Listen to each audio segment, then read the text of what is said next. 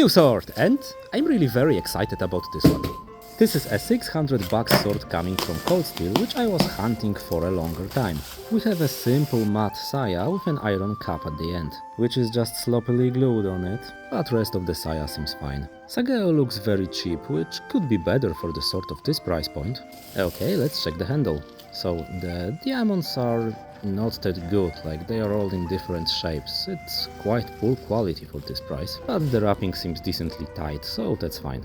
We have a real rayskin at the handle, but it isn't fully wrapped as we see the wood is sticking out, which could be better for 600 bucks. Iron cap seems tight.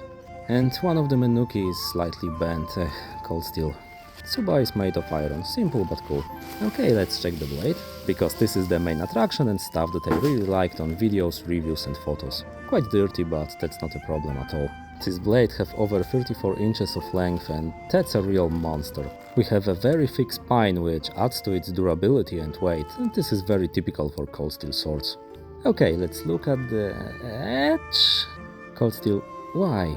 Like, what's wrong with your quality assurance? The entire edge is damaged. It looks like someone rubbed a brick on it. It's dull and like frayed. This isn't the first time I'm seeing a ColdSteel sword having this issue. Like, entire edge. Let's clean it up. Just why? From the very start, up to the tip, entire edge is damaged. This is how a Japanese styled edge should look like. This is how it should cut. Smooth.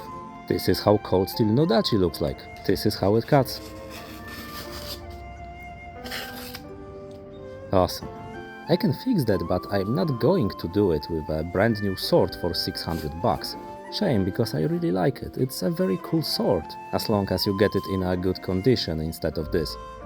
So I'm sending this back expecting a full refund. That's the last thing I bought from ColdSteel until they fix their quality assurance, because shame.